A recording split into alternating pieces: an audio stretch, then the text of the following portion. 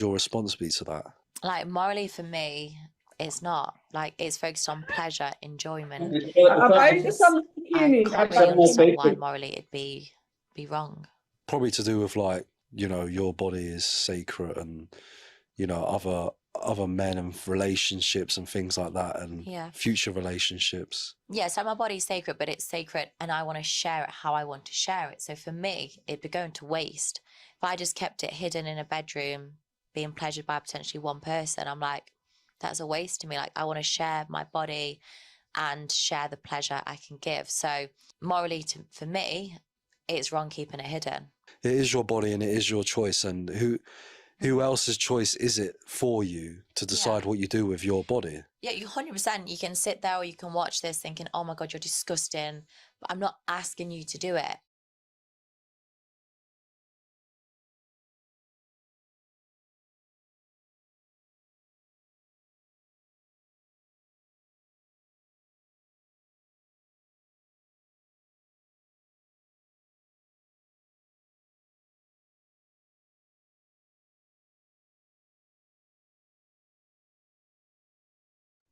Can you hear me now? Okay, good. So that's my girl, Bonnie Blue, baby, my baby. And she just, what is it? The Guinness Book of World Records. I think she had sex with over 1,000 men in 12 hours. And I'm using her as our symbol, our mascot, for our purpose, our reason for conversation.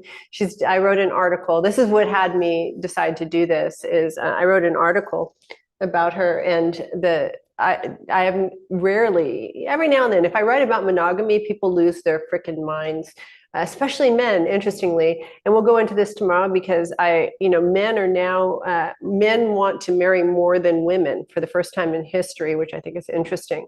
Tomorrow we'll talk about The Richer Sex, great book that had done forecasting about 10 years ago about everything that's happening now, that I said would be everything that would happen now.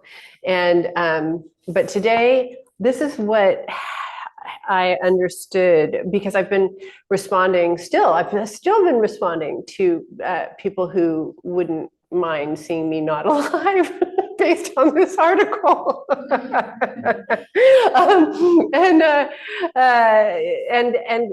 There's a new strain of woman out there, and it's a whoa, man. It's the strain of woman that took on the aggressive, conquering side of femininity and uses it for purposes of trying to knock other women out, which I just think is insane.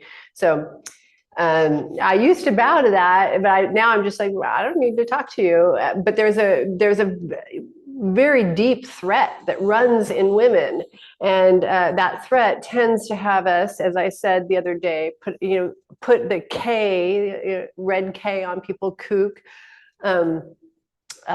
or discount them as idiots, or discount them as not understanding. If I had one more person tell me I had to understand feminist theory, it was like, I taught feminist theory. What are you talking about? That's how I got out of the cult. Like, I know all of the machinations of that particular form, and how it works to disable and enfeeble women. And very much the way that the war on drugs promised to be this support and aid for people of color, and really just worked to put a lot of Black people in prison. That's very much how I see feminist theory at this point in history. And so, we'll say, what is it? I'm a reticent speaker. I'm a reticent speaker, especially with my position. My position being having some interactions with the United States government. So especially with that position. But then I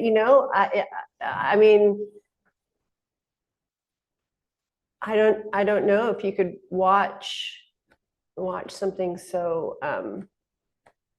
corrupt and contaminated as the ideas that we have about women at this point, in such a way that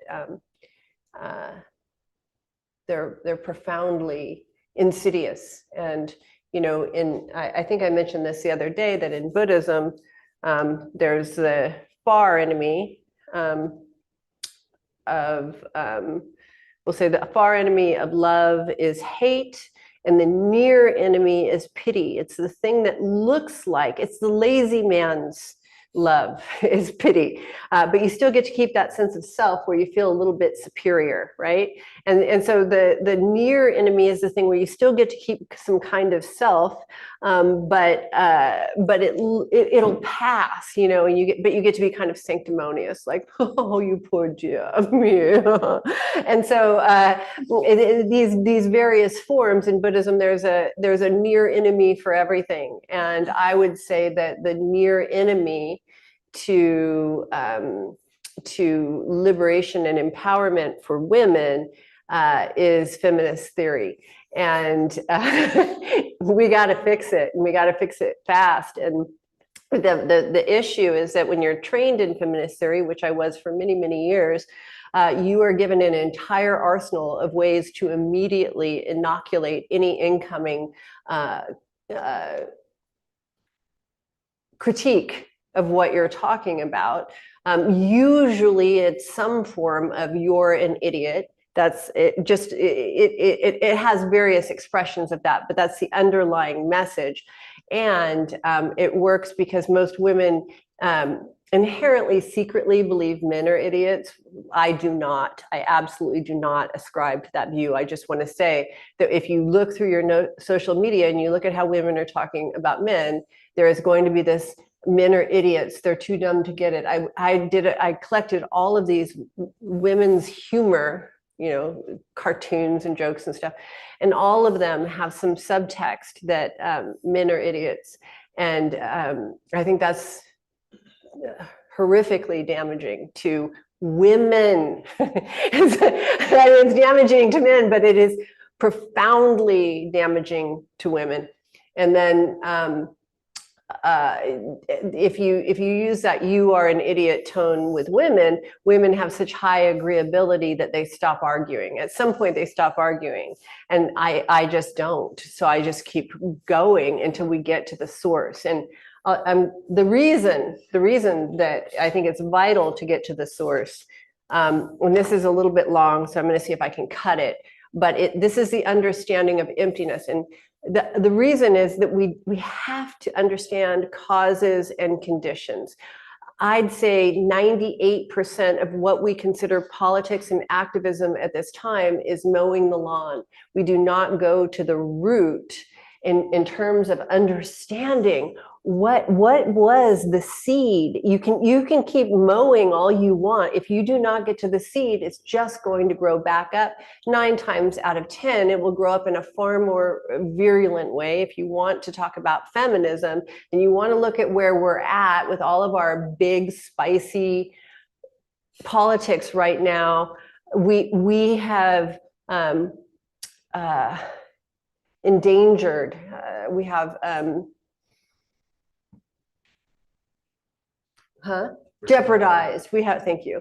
We have jeopardized any strides that we made at any point because we were so profoundly gripped to a feminism that is rooted around social disadvantage. I think I mentioned the other day, powerlessness. We're powerless drunk.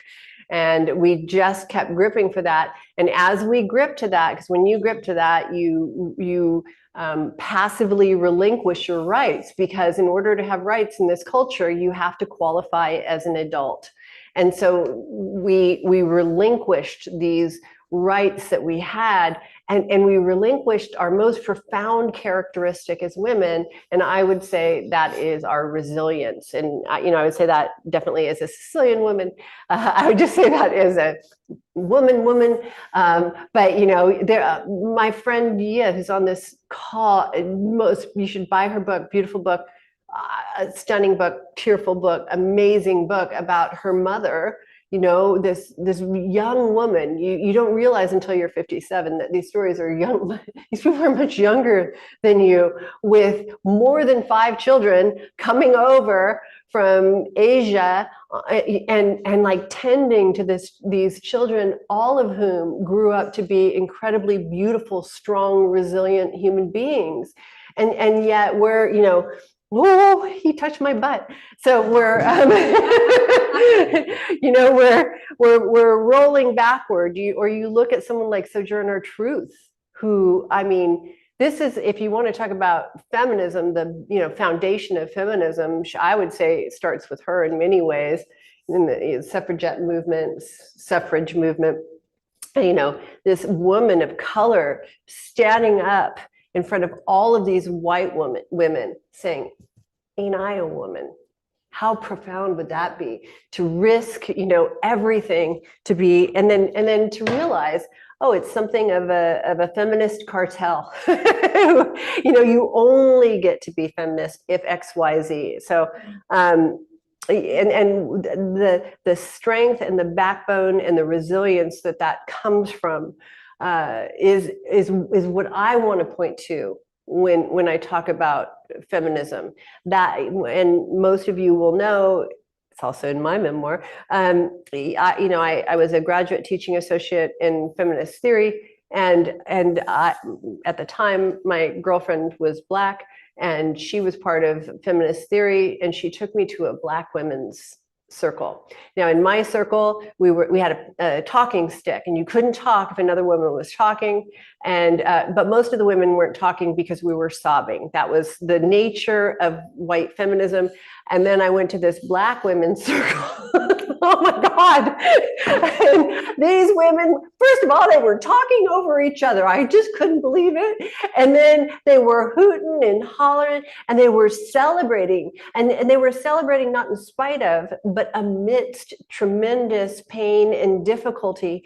And it was an entirely different view of what it could mean to be a woman. And that's when I began to break from the cult. Because all of a sudden I saw the cult that I was in, and I saw, you know, I got out by accident. I escaped, and I went over to this other side, and I saw these women who were profoundly steeped in a radiation and in a joy, and who spent quite a bit of their time talking about their sexuality.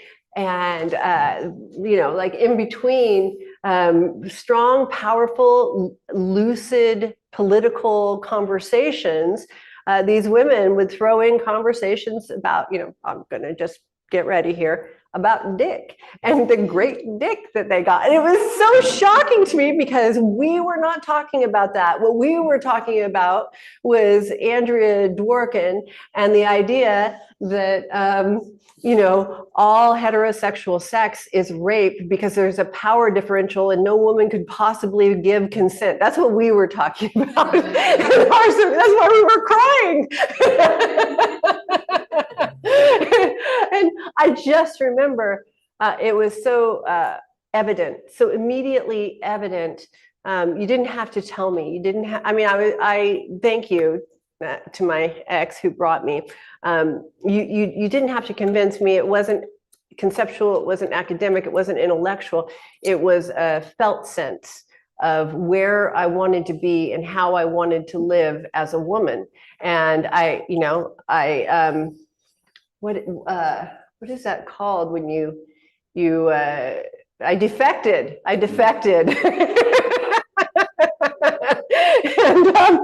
boy, it's been a journey since then. And here's the thing that I want to say, and I mean this from the bottom of my heart. I was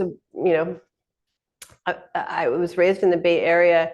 I was raised with food that you got from hippie stores in barrels. Okay, so I was raised.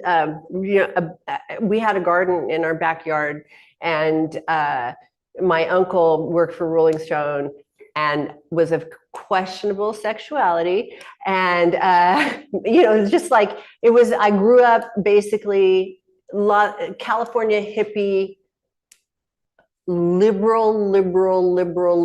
Like my mom's dream was to buy a dome house in Grass Valley, California. Liberal.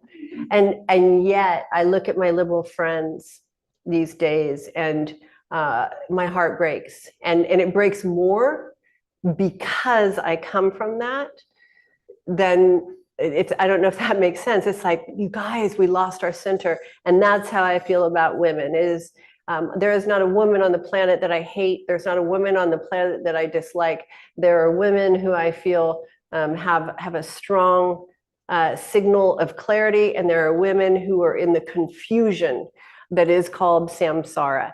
And there are only those two women, though. So it's not ever anything I have against a woman. It's against a set of ideas that disable and enfeeble women that I have the argument. I want to make that really clear, because I also want to just when we use our noble power to critique each other. And, there's Jeff Bezos's wife just wore, I thought, but she's got great rack. And she wore a corset with a jacket, and Mark Zuckerberg, there's a photo, he's looking, who wouldn't look at that? And, and she's just getting torn apart for that. And I feel like that is, if you want to talk about misogyny, if you want to talk about the patriarchy, that is the contaminated rot of ingesting so much patriarchal crap. Although I don't even have a thing with the patriarchy, just to be clear. If you want to talk about contamination, that's what it is. It is when a sister would say something about another sister, especially a sister who, in my mind, when I walk down, I live in Harlem, obviously I live in New York, so I walk in Manhattan too. If there is a woman who is exposing herself in any way, I give her the sister cat call, like, good job, girl. Takes a lot of courage. Turn on the country, turn on the world. You go, light it up, you do it, because that is so incredibly vulnerable to do, to be willing to feed the world in that way, and to take on, I'm on fire today, and to take on the projections that one who does that takes on. So, it's one of I have secret causes that aren't so secret, but that is one of my causes, is any woman who's willing to expose herself in any way that is erotic. You have my vote, period. And so let me see what I want to say next. So I'm going to give you this sort of longish, I'll try to cut it, understanding of, and this is why I'm going, because I'm going to go back. I was going to just do feminism, Feminism Thursday, I think today is, and I realized, talking to people that who think they know a lot, to be honest, they don't, and what they know is, the preservative version, the quick TikTok version of feminism that they want to throw out, and they don't know the seed, they don't know the root, they don't know the origin of these things. And if you don't know the origin, you are not going to understand what's happening here.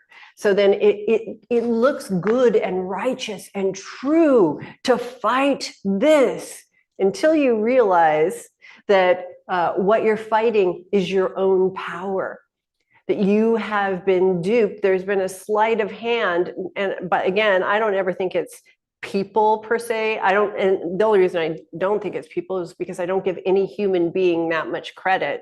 I'm too rebellious. I just think there are contortions in karma that need to be remedied.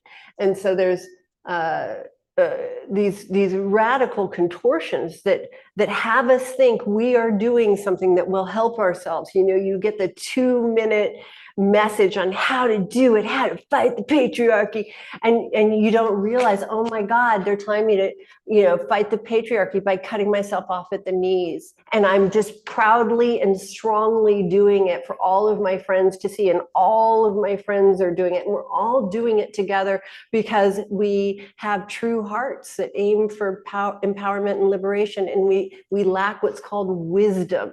And I'm going to go into today, probably I have about 35 pages worth of so I hope I can go into it. But, you know, because wisdom is the feminine. And I don't know if I can find that quote.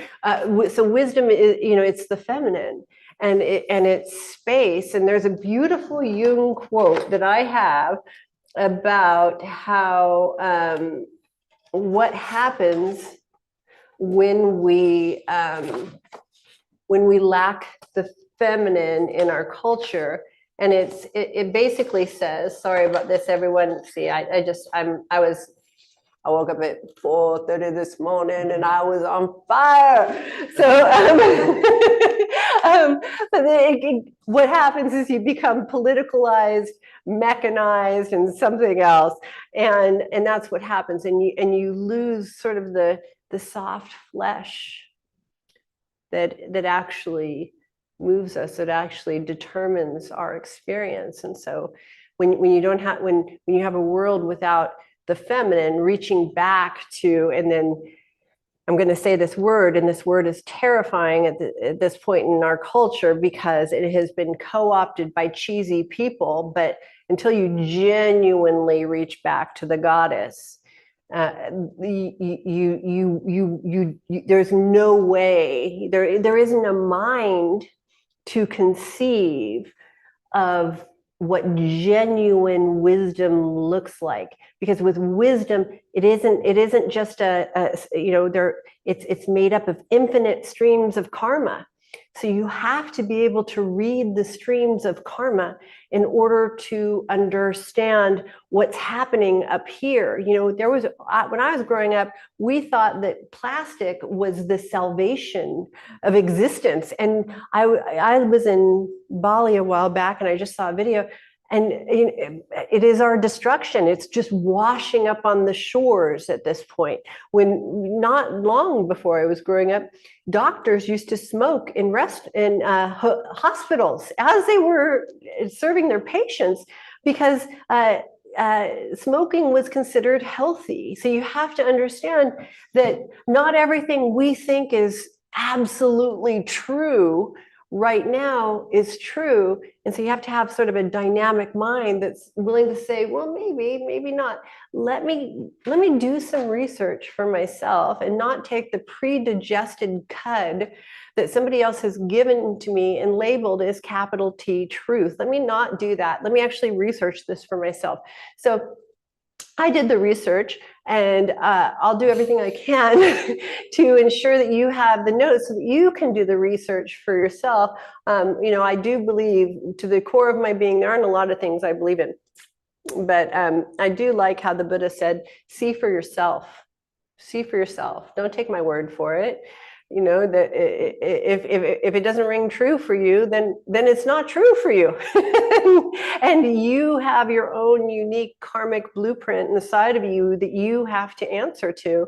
And so take what's true, let the rest go, and keep moving on. That's what I say. And then maybe later you'll find out something was true, and maybe later I'll find out that something I said actually doesn't ring with me anymore. And then I'll come back. And this is another thing that I want to say, because everyone was so mad at Snoop Dogg because he talked about, if anybody, who are these Uncle Toms that are speaking at the Trump, and then he came and he went and he spoke at the Trump inauguration.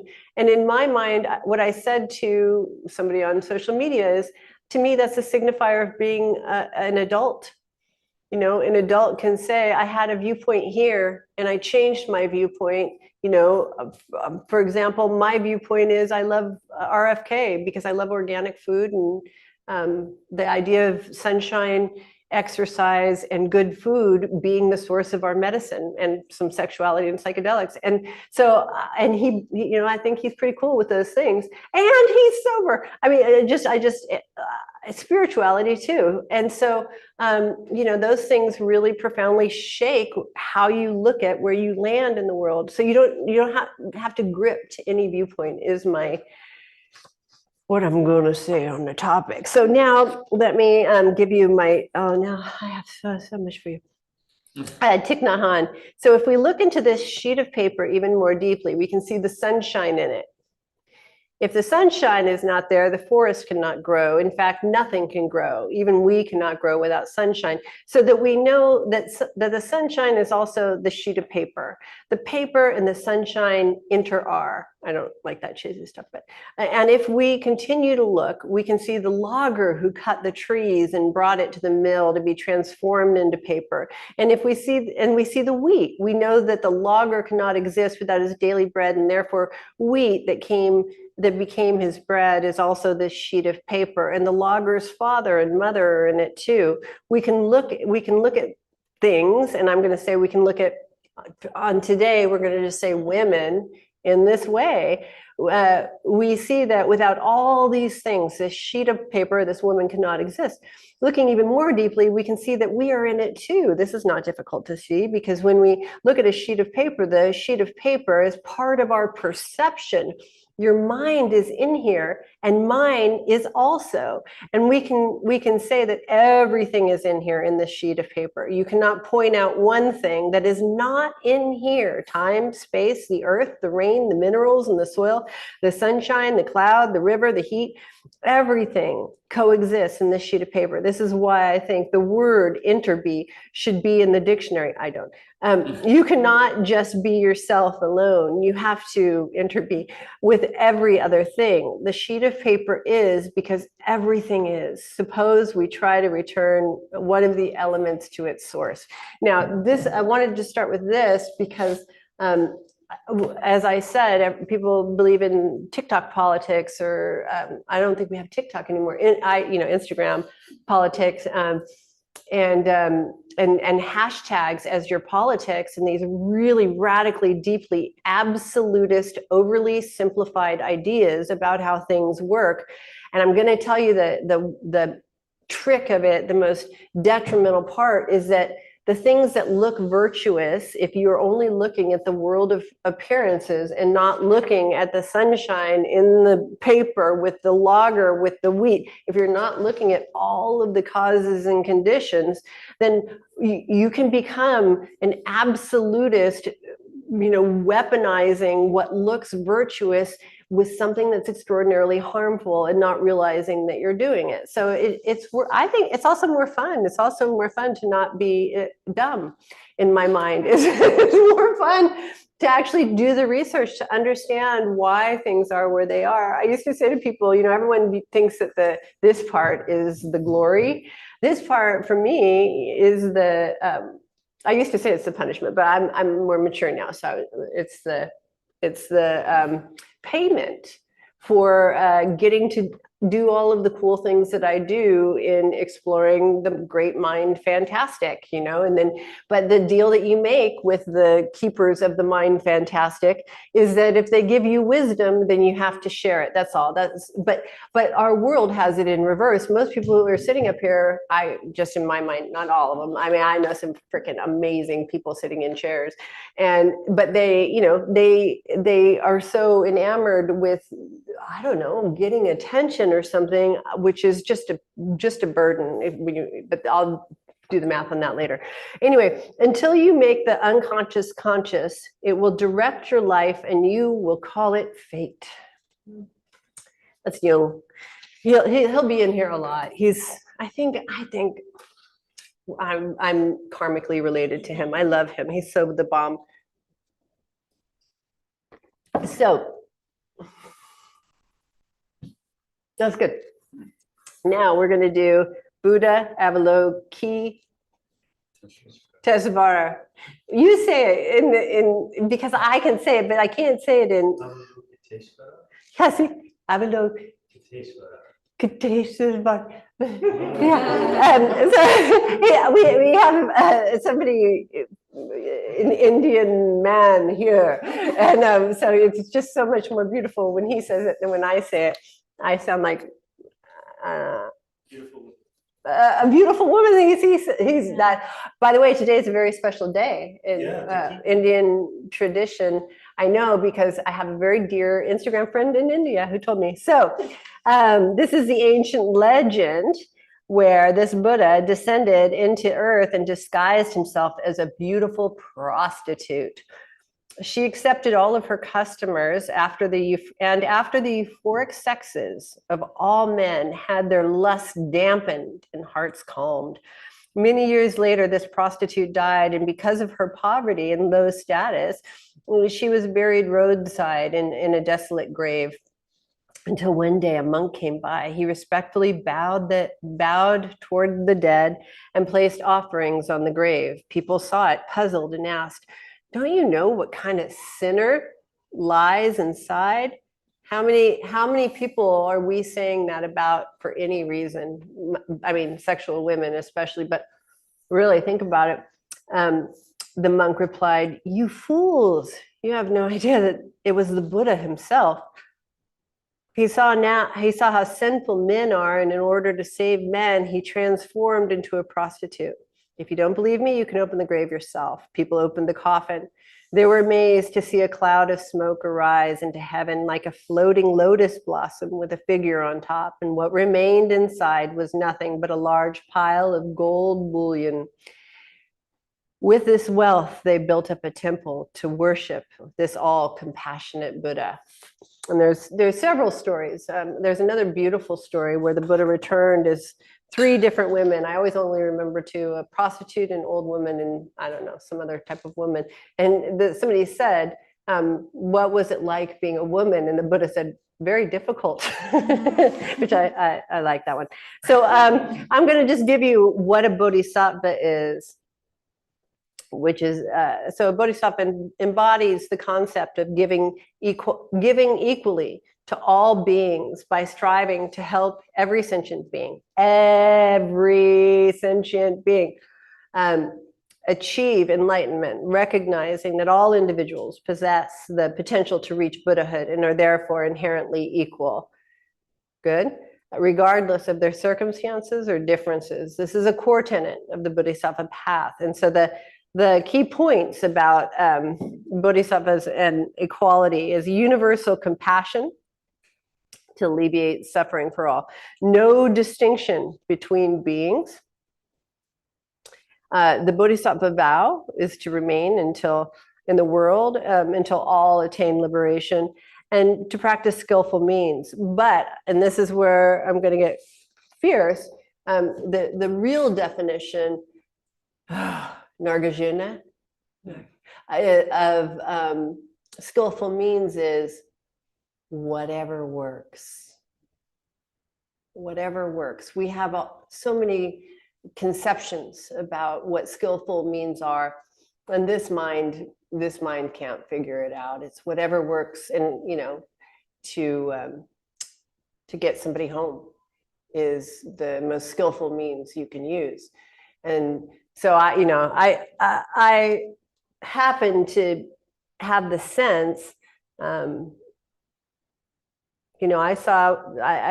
do all of this just to talk about that one little video of Bonnie Blue.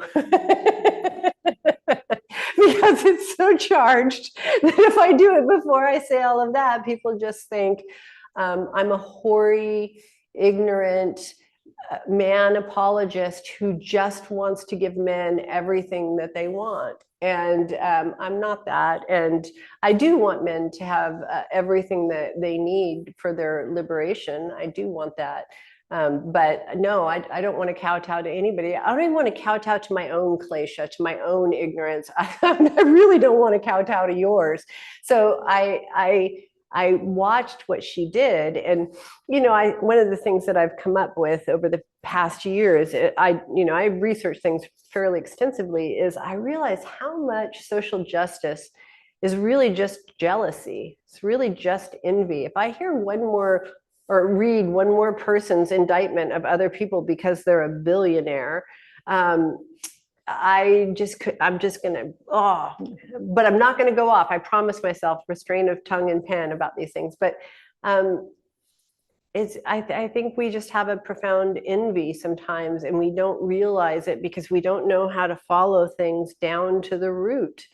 And I think we really have an envy of people who are discovering who they are and what they're capable of. One of the things that I said in the comments was, I'm equally moved by somebody who can really, there's a great teacher.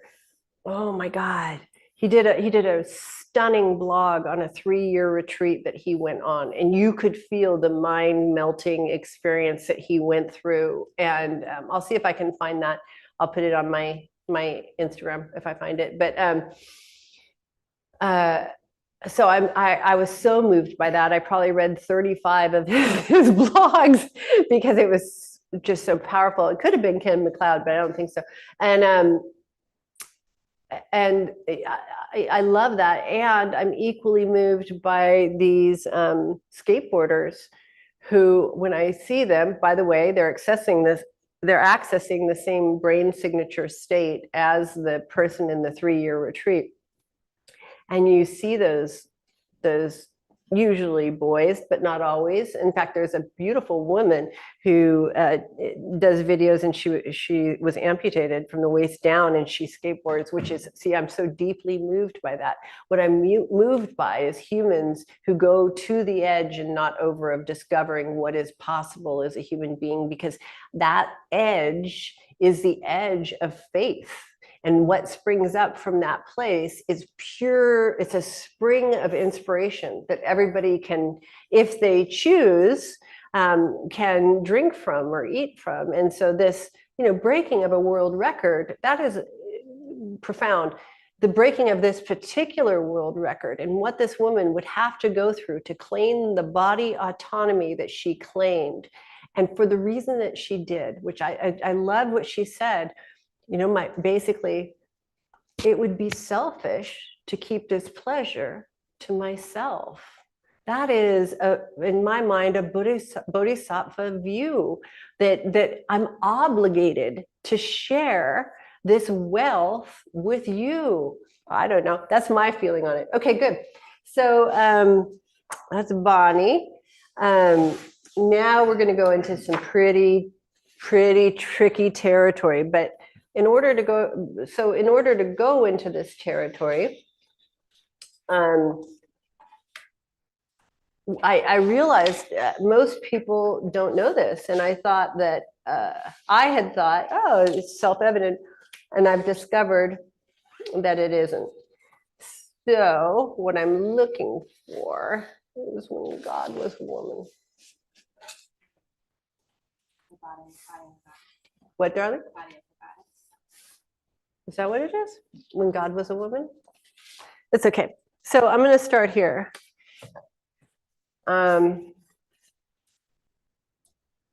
Because I think origin stories are important. So let's just start with, as far as I know, every one of us came from a womb. And that's a good enough origin story right there. And then we came from a womb where most likely, although I grew up in the time of test tube babies, there was some kind of pleasurable activity that produced some sperm that met with an ovum. And from that, we sprung, we'll say. And that is, if anybody's familiar with the idea of Indra's net, these endless eyes that are jewels, I've seen it before, and it's, I was tripping my mama.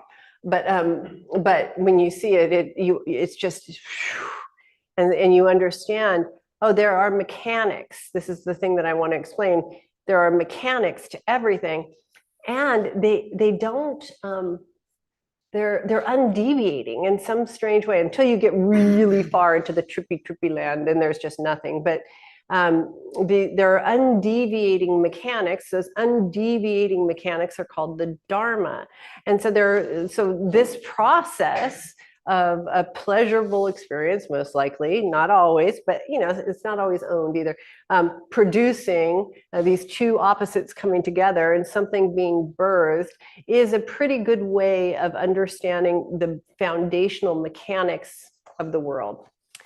For women, look and see if you can find it here for me, if you would. When God was a woman. For women in particular, I put up the piece about until the lion learns to write, the story will be told by the hunter. We haven't learned to write. I would actually change that, although I probably shouldn't change an African proverb. But until the lion learns to sing or learns to roar, and what I mean by that is we've forgotten our song. We don't know our song. We don't know where our song comes from, and so we don't even realize it's like we're living with radios, and we're just. We get an earworm and we sing somebody else's song, but we aren't singing our song. And so until we actually know the foundation and the root and the core of our song, and then we begin to sing it. And the problem is, once you see it, you don't necessarily want to sing it because you know you're going to end up with the big K. But if more people would do it, it'd be really great. I'd appreciate it. Anyway, so here we go. So this is, I'm going to try to make this as quick as possible, but I thought it was a beautiful origin story. Jungian analyst wrote this and in her book. And here we go. Imagine, if you will, traveling to a foreign land, a strange land where only a few have journeyed. There we come upon the ruins of an ancient civilization, now forgotten. A figure moves gracefully before the altar, illuminating it by bringing fire to the clay oil lamps all around. Behold the priestesses of the temple of Venus, the goddess of love. She is the sacred prostitute. What? That's an oxymoron, Nicole. I got that response on my Instagram in case you. And I wrote, here's what I said. I said, wait, you're on my Instagram and you say that? That's the oxymoron. Okay, so she is a mystery concealed by veils. We see her only dimly. Yet in the flickering light, we discern her shapely feminine outline. A breeze lifts her veils to reveal her long black tresses. Silver bracelets adorn her arms and ankles. Her perfume, with its musk-like aroma, creates an aura which stimulates and enriches physical desire. As the sacred prostitute moves through the open temple doors, she begins to dance to the music of the flute, tambourine, and cymbals. Her gestures, her facial expressions, and the movements of her supple body all speak to the welcoming of passion.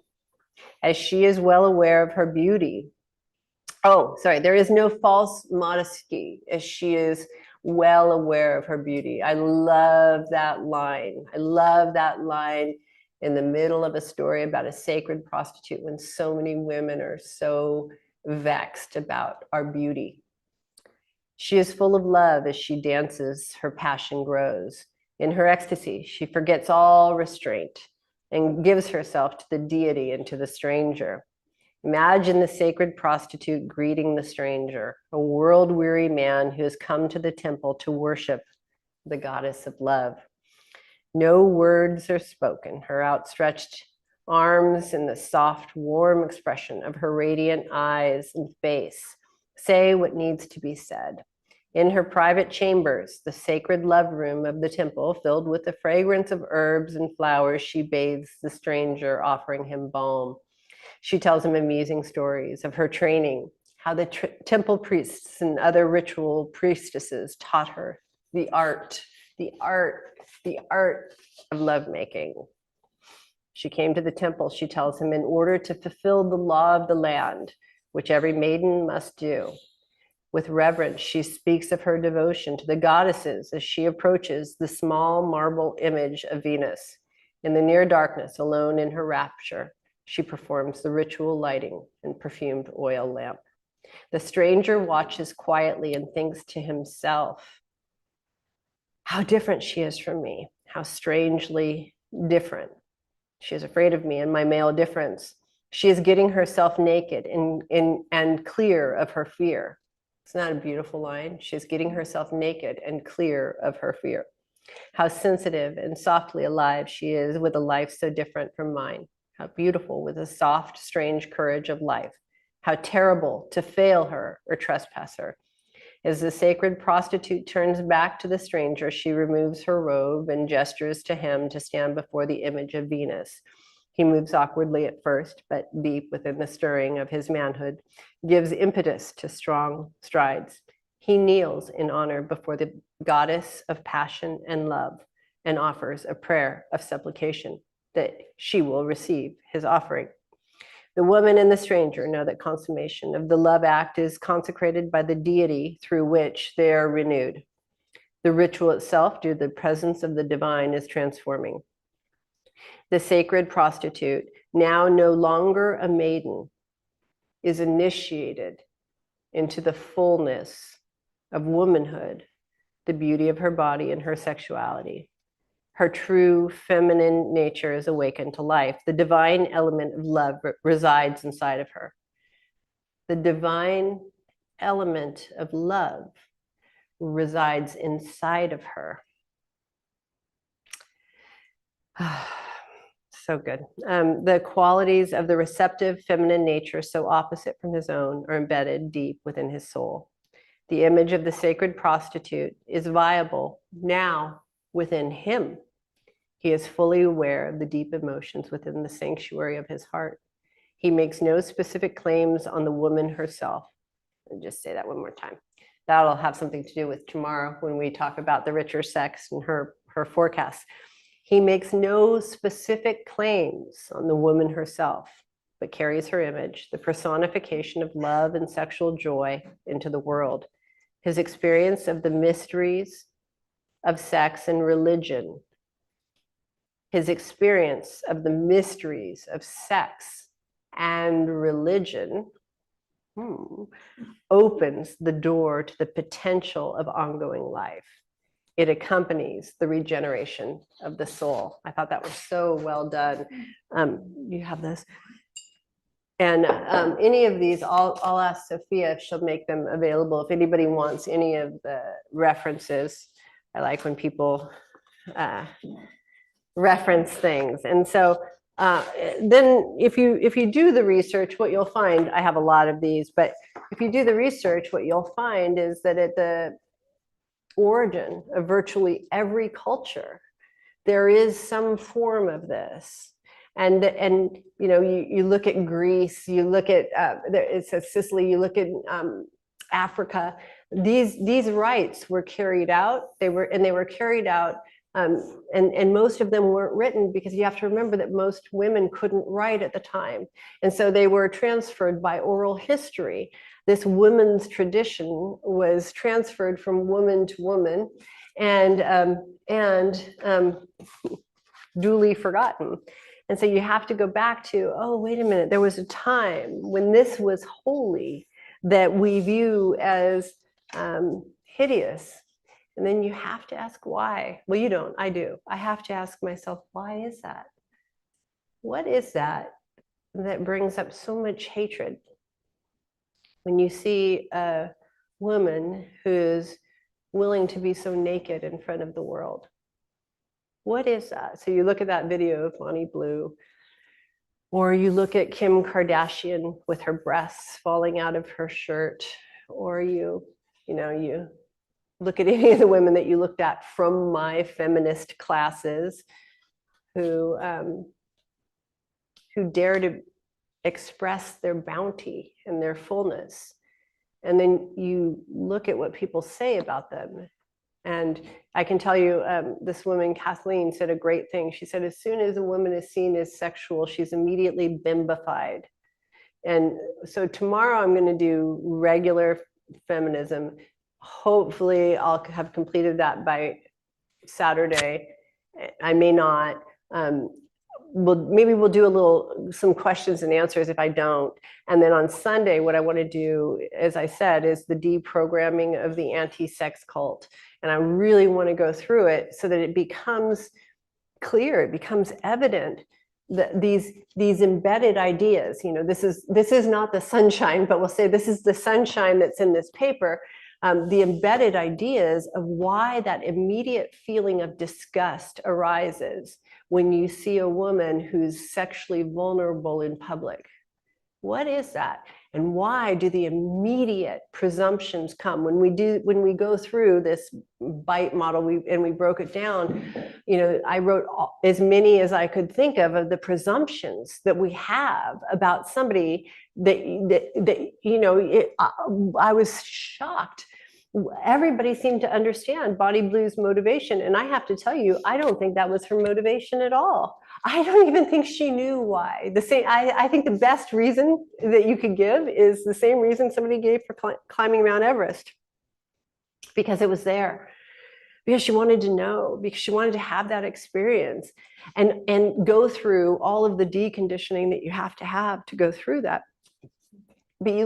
But it's ingrained and embedded. And I really want us to get to the place where individually we have the flash of, what is that immediate feeling of disgust when I see a woman with sex, money, and power, sex, money, or power, any one of the three? What is that? What feels so wrong? Why does she seem like such a greedy, dirty bitch? What is that? Because that's the immediate thing that arises in people. I can tell, what makes us presume that? And what is it that immediately applies negative motivations to that?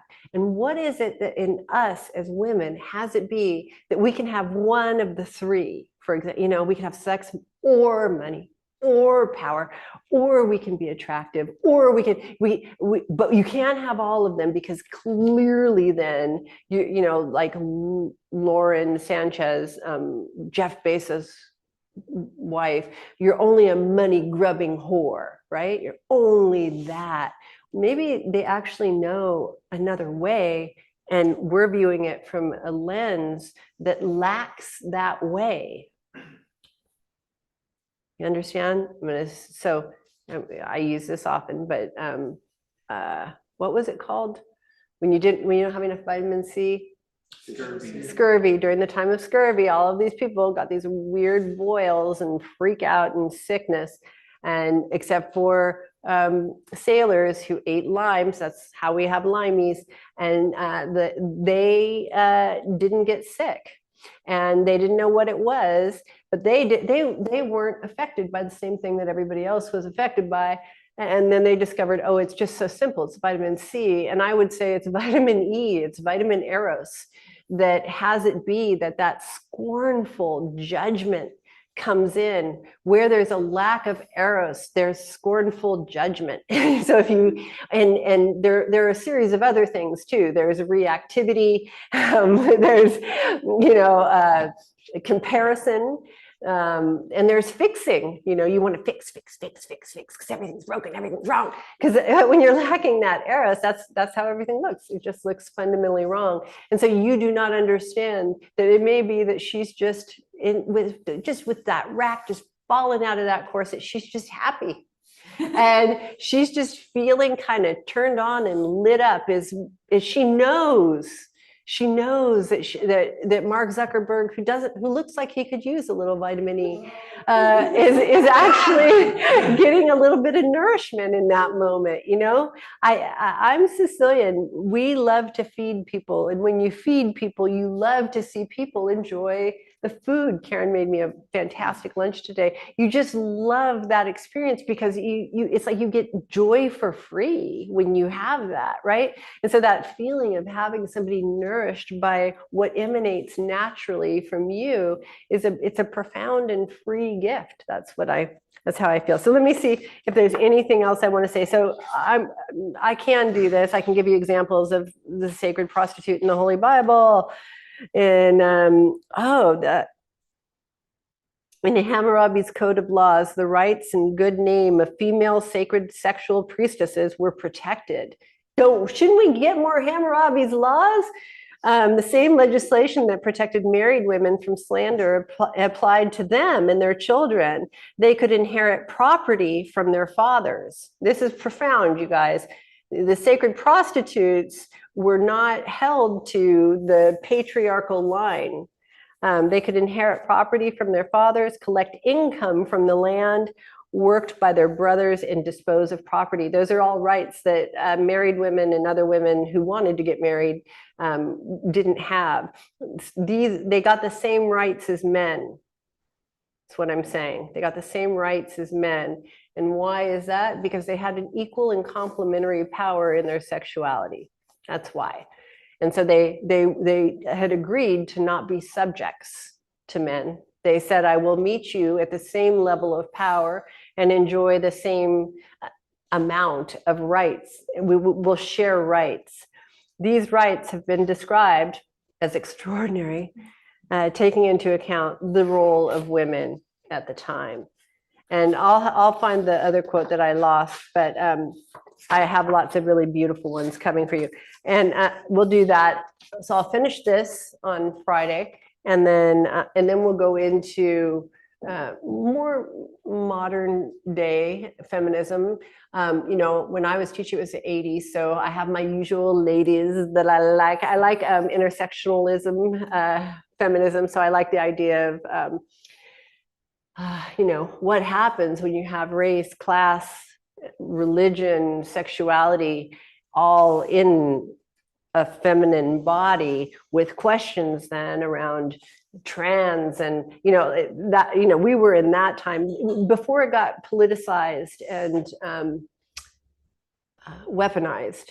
It was a really beautiful time where we could afford to not know the answer. You don't know the answer. How could we know the answer? It's really a confusing and beautiful exploration. And that's the fun of it, I thought, when I was in my feminist days. And so I'll pull some of those out, and then I'll pull out Liza Mundy's The Richer Sex, which forecast really at the time I was saying this, I think that people thought I was crazy. I think they probably still think it, but they thought it because I was referring to this book and saying women will be dating younger men. Women won't care as much about the size of their bodies when there's economic parity, which there is now. More women are in 51% are in managerial positions. Higher managerial positions, more women get PhDs. We're just trucking, so it's going to be really hard to hold on to that social disadvantage. And and I'll tell you why you wouldn't want to, because you're going to be just making out with some young guys, and then when women have economic parity, miraculously, what happens is, you won't believe this, they become sluts. They just love sex because they don't have to maintain their chastity in order to be good property. Erotic women can be a bit ungovernable. So if you're going to try really hard to be somebody's property, you're going to want to make sure you can keep your lip zipped. And you can only do that if you don't have any Eros in your body, you're totally depleted and you don't have enough nutrients to exist throughout the day, then you can be a really good woman.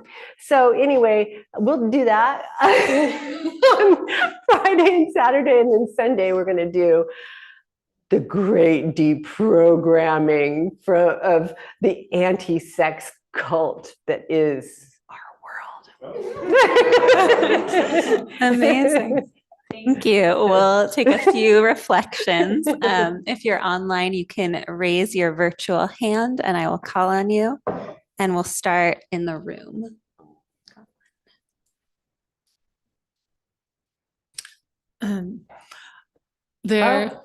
After we can.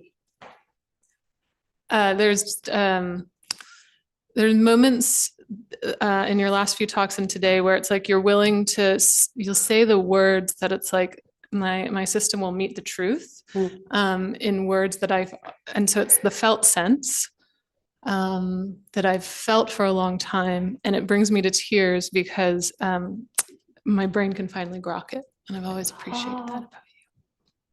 Thank you. You mean I'm not circumambulating anymore, trying to be careful? Is that what you're saying? I'm just saying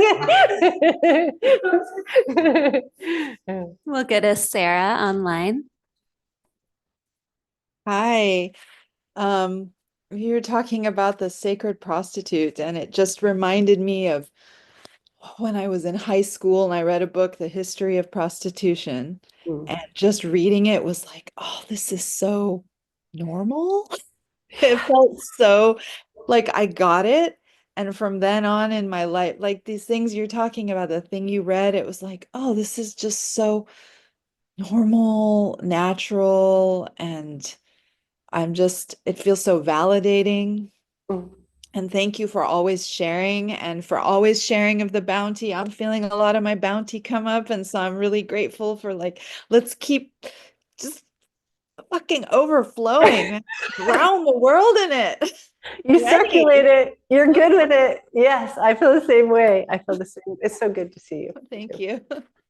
And I just want to say really quickly that this is just public service announcement.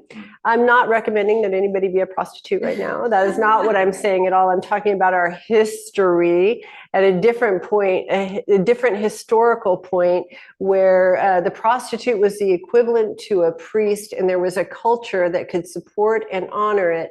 And it was not for purposes of financial transaction. It was so that somebody could donate money to the woman who would give it to the deity. That was the vision, and through her body, and get the blessing of the deity through her body. We'll go into that more, but I want to be really clear. You know, what we have today that we call prostitution, and this is remember, I'm never going to put a sister down. So if you are a prostitute, then this is not a judgment, but anything that's absent of the cultural understanding and structure that has it be what it was, which is kadosh, holy. I wish only holiness for all of my sisters. It can be naughty holiness. I'm happy to have you have that, but just I wish holiness for all of our sisters in such a way that it's in a context that whatever happens with your body, it is revered. Okay, that's what I wanted to say. Thank you. And we'll just wrap with Kaylee on Insta said, this has been nourishing and delightful and so invigorating. Yay! Thank you. Okay, blessings, everyone.